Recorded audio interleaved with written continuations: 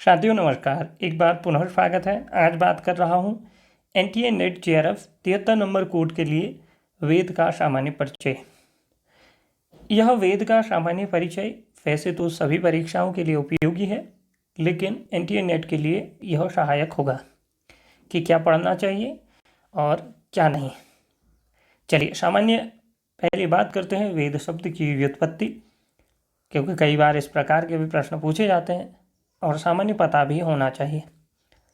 वेद शब्द विद धातु में घय प्रत्यय लगकर निष्पन्न होता है, जिसका अर्थ होता है ज्ञान राशि।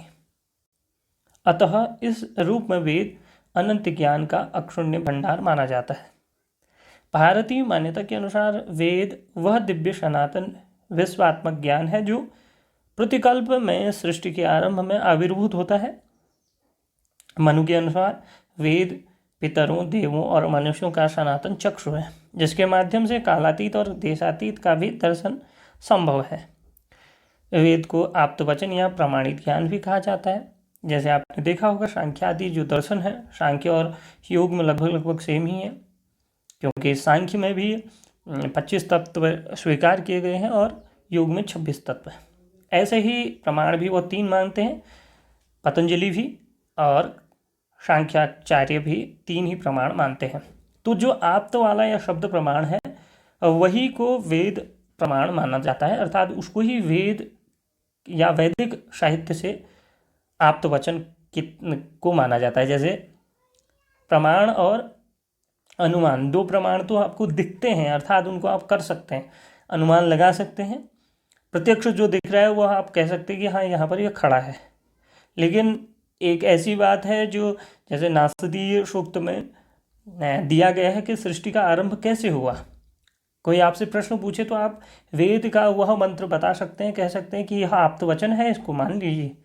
ऐसे ही सर्गादि विचार के विषय में अगर आप बात करते हैं तो पुरुषोक्त आदि का विवरण दे सकते हैं, तो इसलिए उसको आप्त वचन कहा जाता है। सृष्टि के जो रहस्य प्रत्यक्ष अनुमान प्रमाण के द्वारा ज्ञेय नहीं है। यहाँ भी वही कहने का प्रयास कर रहा है कि जो ज्ञेय नहीं है, जिसको हम जान नहीं सकते हैं, उसके लिए हमें किसी न किसी का सहारा लेना ही पड़ेगा कि उस पुस्तक में लिखा है तो इसीलिए हम उसको सच मानते हैं, क्योंकि वह आप्त वचन है। उसका प्रमाणित ज्ञान वेदों से ही होता है और यही वेदों का वेदत्व है। कहा जाता है कि एनम विदन्ति वेदेन तस्मात् वेदस्य वेदता। वेद जो शब्द है इसकी व्युत्पत्ति 4 धातुओं के रूप में होती है। विज्ञाने, विद सत्तायाम, विद लाभे, विद विचारणे। इसलिए कहा भी गया है सत्तायाम विद्यते ज्ञाने, वेत्ति वेत्ति विचारणे, विदन्ते प्राप्तोष्णम लुकशनम शेष चक्रयात। यह कहा गया है। इस तरह कह सकते हैं कि उस समस्त वांग्मय के लिए वेद शब्द का प्रयोग होता है जो सहस्त्रों वर्षों में ऋषियों के द्वारा प्राप्त हुआ या उन्होंने देखा, जिसमें 4 वेद आते हैं, ब्राह्मण आते हैं, आरण्यक उपनिषद का समाविष्ट है। इसमें से 4 वेदों को मंत्र एवं शेष जो भाग है उसको ब्राह्मण कहा जाता है, चाहे वो आरण्यक हो, उपनिषद हो या फिर ब्राह्मण ही हो। इसको ब्राह्मण भाग और मंत्र वाले भाग को वेद कहा जाता है। कहा भी गया है कि मंत्र ब्राह्मणयोर वेद नाम थेयम, मंत्र ब्राह्मणात्मको वेदः, मंत्र ब्राह्मणम वेद इत्याचक्षते, मंत्रास्य ब्राह्मणश्च वेदः। वेद केवल वेद न हो करके ब्राह्मणों का समूह और वेद मिल करके वेद होते हैं, अर्थात 4 जो संहिताएं हैं वो और ब्राह्मण आरण्यक उपनिषदों को मिला करके ही वेद का पूरा साहित्य कहलाता है। संहिता और ब्राह्मण में अंतर देखने का प्रयास करते हैं। मंत्र ब्राह्मणयोः वेद नाम ध्येयम।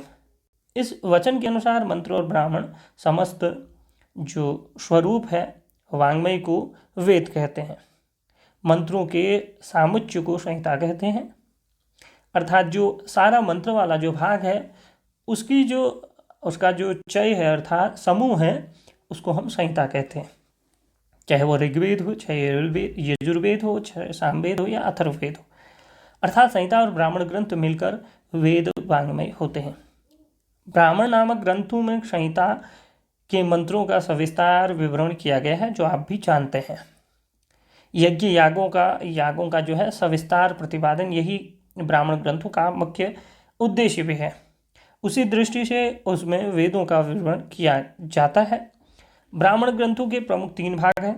सब सर्वविदित है कि ब्राह्मण, आरण्यक, उपनिषद, पहले भी मैं बोल चुका हूँ। इसी प्रकार संपूर्ण जो वैदिक वाङ्मय है वह मंत्र संहिता, ब्राह्मण, आरण्यक, उपनिषद, इसका मुख्य अंतर्भाव होता है। अर्थात यह 4 भागों में बटा हुआ है। मुख्य रूप से 2 मंत्र संहिता और ब्राह्मण संहिता। ब्राह्मण में ब्राह्मण, आरण्यक, उपनिषद, मंत्र संहिता में संहिता, अर्थात 4 उपनिषदों के भाग न 4 वेदों के भाग, क्षमा करें।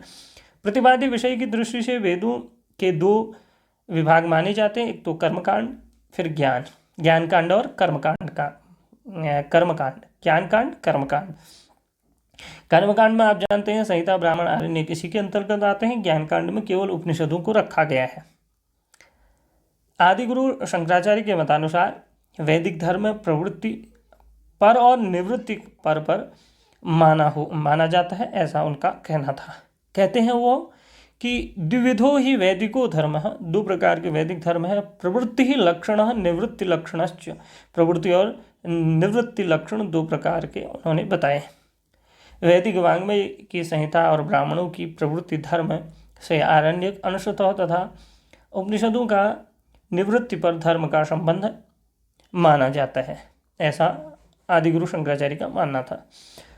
बात करते हैं, सामान्य चर्चा है, परिचयात्मक यह वीडियो बनाने का प्रयास किया है, तो सब जितने भी पक्ष हैं उनको छूने का प्रयास करूँगा। ऋग्वेद का सामान्य परिचय प्राप्त करने का प्रयास करते हैं। और सर्वप्रथम वेद की संहिताओं की बात करें तो शाकल संहिता, वाष्कल संहिता, आश्वलायन, सांख्यायन, मांडुकायन, इस प्रकार 5 संहिताओं की बात की जाती है। ब्राह्मणों की बात करें तो ऐतरेय ब्राह्मण, सांख्यायन ब्राह्मण और इसी को कौसुतकी ब्राह्मण भी बोला जाता है। आरण्यकों की बात करें तो ऐतरेय आरण्यक और सांख्यायन आरण्यक, 2 आरण्यक इसके प्राप्त होते हैं। उपनिषदों की बात करें तो ऐतरेय उपनिषद, कौसुतकी और वाष्कल उपनिषद। शिक्षा और प्रातिशाख्य की बात करें तो पाणिनि शिक्षा इसकी प्रमुख शिक्षा है, जो लगभग सब लोग जानते ही हैं। ऋग प्रतिशाख्य के विषय में भी आप जानती हैं क्योंकि प्रसिद्ध प्रातिशाख्य है, इसलिए भी। श्रोत्र सूत्र की बात करें तो आशुलायन और कौशिकी, 2 श्रोत्र सूत्र इसके विद्यमान हैं। कौशिकी को ही सांख्यायन श्रोत्र सूत्र भी बोलते हैं। कल्प सूत्र के 4 भाग माने जाते हैं। जब आप कल्प पढ़ेंगे तो पता चलेगा आपको, 4 भाग माने जाते हैं। एक मैंने जो वेदांग का वीडियो बनाया है वो आप देख लीजिएगा, उसमें आप समझ जाएंगे कि कल्प श्रोत्र सूत्र का जो प्रतिपाद्य विषय है वो क्या है, गृह्य सूत्र का प्रतिपाद्य विषय क्या है, धर्म सूत्र क्या है, शुल्ब सूत्र का क्या है। तो यह कल्प सूत्र के 4 भाग होते हैं, मतलब श्रोत्र सूत्र, गृह्य सूत्र, धर्म और शुल्ब सूत्र। इसमें हमने श्रोत्र सूत्र पे बात करी, अब हम करेंगे गृह्य सूत्र पे। गृह्य सूत्र जो ऋग्वेद के हैं वो है आश्वलायन और सांख्यायन। सांख्यायन को ही कौशिकी बोलते हैं। और एक और है सांबव्य। और इसके अलावा धर्मसूत्र जो है वशिष्ठ धर्मसूत्र, शुल्ब सूत्र इसके प्राप्त नहीं होते हैं। विशिष्ट कुछ विवरणों की बात करें तो एक तो आप मंडल और अष्टक को याद कर लीजिए, क्योंकि बार बार परीक्षाओं में पूछा ही जाता है। अष्टक का अर्थ ही होता है 8, मंडल जहाँ है वहाँ आप याद कर लीजिए कि 10।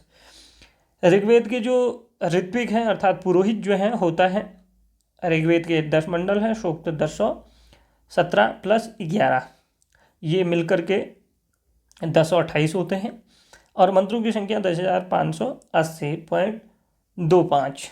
अष्टकों की बात करें तो 8 अष्टक, 64 अध्याय। और वर्गों की बात करें तो 2006 मंत्र सेम ही है, 10,580.25।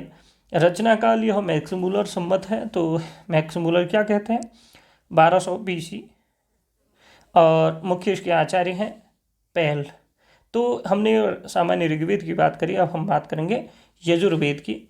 यजुर्वेद के सर्वप्रथम बात करते हैं संहिता पे बात करें तो माध्यन्दिनी संहिता आप जानते ही हैं, सामान्यतः सब लोग जितने भी ब्राह्मण इत्यादि हैं सब इसी संहिता से संबंधित होते हैं। दूसरा जो यजुर्वेद की संहिता है वो काण्व संहिता है, तैत्तरीय संहिता है, मैत्रायणी संहिता है, कठ और कपिष्टल आदि जो संहिताएं हैं यह हैं। बात करें ब्राह्मणों की तो ब्राह्मण ग्रंथ शतपथ, शतपथ, एक तो माध्यन्दिनी, एक काण्व। तैत्तरीय ब्राह्मण, मैत्रेयी ब्राह्मण, कठ और कपिष्ठल। बात करें आरण्यकों को की तो बृहद आरण्यक तो प्रमुख है ही, तैत्तरीय आरण्यक, मैत्रेयी आरण्यक। उपनिषदों की बात करें तो ईशावास्य उपनिषद, बृहदारण्यक उपनिषद, कठोपनिषद और मैत्रेयी उपनिषद। तैत्तरीय उपनिषद, श्वेताश्वतरो उपनिषद। शिक्षा और प्रातिशाक्य की बात की जाए तो वासनीय प्रातिशाक्य और तैत्तरीय प्रातिशाक्य, दो प्रातिशाक्य इसके प्राप्त होते हैं। याज्ञवल्क्य स्मृति शिक्षा और वासिष्ठी शिक्षा, मांडवी शिक्षा, भारद्वाज शिक्षा, माध्वन्दिनी शिक्षा, अवसान निर्णय शिक्षा, इस प्रकार इसकी शिक्षाएं प्राप्त होती हैं। 6 दो प्रातिशाक्य हैं। आगे हम बात करते हैं सूत्रों की तो कात्यायन, बौधायन, आपस्तंभ, सत्याषाढ़, वैखानस और भारद्वाज और कठ और मैत्री। इस प्रकार हमने जाना इसके सूत्रों को। इसके बाद हम जानते हैं जो है गृह्य सूत्र। गृह्य सूत्र में भी कात्यायन, बौधायन, आपस्तंभ, सत्याषाढ़, वैखानस, भारद्वाज, कठ और वाधुल, केवल 8वां जो है वह बदला है सूत्र और गृह्य सूत्र में, और कोई अंतर नहीं है। धर्मसूत्रों की बात करें तो हादित, शंख, विष्णु, वशिष्ठ, बौधायन, आपस्तंभ, वैखानस, हिरण्यकेशी, इस प्रकार हमने 8 इसके धर्मसूत्र जाने। शुल्ब सूत्रों की बात करें तो कात्यायन, बौधायन, आपस्तंभ, मैत्रेयी, मानव, वाराह और वाधुल। ऋत्विक की बात करें, ऋत्विक अर्थात पुरोहित अध्वर्यु इसके पुरोहित हैं। मुख्य देवता वायु, मुख्याचार्य वैशंपायन। विषय यागादि कर्मकांड का प्रतिपाद्य इसमें विषय है। वासनीय शाखा जो है उसमें जो माध्यन्दिनी शाखा है इसमें 40 अध्याय हैं, 303 अनुवाक हैं, 1975 मंत्र या खंडिका हैं। अगर काण्व शाखा की बात करें तो 40 अध्याय, 328 अनुवाक और 2086 मंत्र या खंडिका। बात करते हैं सामवेद की। सामवेद की 3 शाखाएं मानी जाती हैं। वैसे तो 1000 शाखाएं मानी हैं पतंजलि जी ने, जो प्राप्त होती हैं या जिनका नाम प्राप्त होता है वह इस प्रकार है: कौथुमनीय शाखा, हराणानीय शाखा, जैमिनी शाखा। इसके ब्राह्मणों की बात करें तो प्रौढ़, षड्विंशी सामवेदान ब्राह्मण, आर्षेय देवताध्याय, उपनिषद ब्राह्मण, संहितोपनिषद ब्राह्मण, वंश और जैमिनी। बात करें आरण्यकों की तो तवलकार, जैमिन्योपनिषद, छांदिज्ञो अरण्यक। इस प्रकार हमने देखा। उपनिषदों की बात करें तो 2 उपनिषद प्राप्त होते हैं, छांदिज्ञोपनिषद और केनोपनिषद। शिक्षा की बात करें तो नारदीय शिक्षा, ऋग्तंत्र और पुष्य सूत्र प्रातिशाक्य इसका प्राप्त होता है। सूत्र की बात करें तो लाट्यायन, द्राह्ययन और मशक सूत्र जिसे आरसी बोला जाता है, खादिर और जैमिनी। गृह्य सूत्र इसके हैं खादिर, गोभिल और गौतम और जैमिनी। धर्मसूत्र गौतम धर्मसूत्र इस प्रकार से हैं। शुल्ब सूत्र इनका प्राप्त होता नहीं है। इनके ऋत्विक पुरोहित का नाम उद्गाता है। कौथुमनी शाखा पूर्वार्चिक में 650 मंत्र हैं, उत्तरार्चिक में 1225 मंत्र हैं। ऋग्वेद से लिए गए 1504 मंत्र हैं। शाम जो गान है वो इस प्रकार है: प्रस्ताव उद्गीत, प्रतिहार, उपद्रव, निधनश्च। शाम विकार इस प्रकार से हैं: वकार, विश्लेषण, विकर्षण, अभ्यास, विराम, स्तोमश्च। शाखा इसके 1000 माने जाते हैं, जो पतंजलि जी का मानना था। अंतिम जो वेद है वो है अथर्ववेद। इसका भी सामान्य परिचय लेते हैं। अथर्ववेद की शाखाएं पिप्पलाद, सौनक शाखा, मौद महाभाष्य शाखा और स्तोद शाखा, जालद शाखा, जलद शाखा, ब्रह्मवेद शाखा, देवदर्श शाखा, चारण वेद शाखा, इस प्रकार शाखाएं हैं। इसके जो ब्राह्मण हैं गोपद ब्राह्मण वो प्रसिद्ध हैं ही, आरण्यक प्राप्त नहीं होता है। उपनिषदों की बात करें तो प्रश्नोपनिषद, मुंडकोपनिषद और मांडुक्योपनिषद इनके प्राप्त होते हैं। प्रातिशाक्य और शिक्षा जो है इनकी मांडुकी शिक्षा, शौनिकीय प्रातिशाक्य प्राप्त होता है। अथर्ववेद प्रातिशाक्य, 2 प्रातिशाक्य 1 शिक्षा प्राप्त होती है। और इनकी अगर बात करें सूत्रों की तो सूत्रों में वैतान सूत्र प्राप्त होता है। गृह्य सूत्र की बात करें तो कौशिक और धर्मसूत्र, शुल्ब सूत्र इसके प्राप्त नहीं होते हैं। ऋत्विक पुरोहित इसके ब्रह्म हैं। इसमें कांड हैं 20, सूक्त हैं 731, मंत्र हैं 6000 और मंत्र के दो विभाग हैं, एक तो दो प्रकार के मंत्र हैं इसमें, शांति और पौष्टिक कर्म वाले मंत्र, दूसरे अभिचार परक मंत्र। उपाधि अर्थात अलग जो नाम है इसके उपनाम क्या है, ब्रह्मवेद, अंगिरो वेद, छंदोवेद, भेषज वेद और अथर्वंगिरस वेद, इस प्रकार से इसके नाम हैं। मित्रों, अगर वीडियो आपको अच्छा लगा तो अवश्य मेरे चैनल को सब्सक्राइब करें, अन्य मित्रों तक भेजें और हमारा जो टेलीग्राम है वहाँ आप ज्वाइन कर सकते हैं और ये जितने भी मैं यहाँ पढ़ा रहा हूँ इनके सारे नोट्स आपको वहाँ प्राप्त हो जाएंगे। पुनः धन्यवाद, नमस्कार।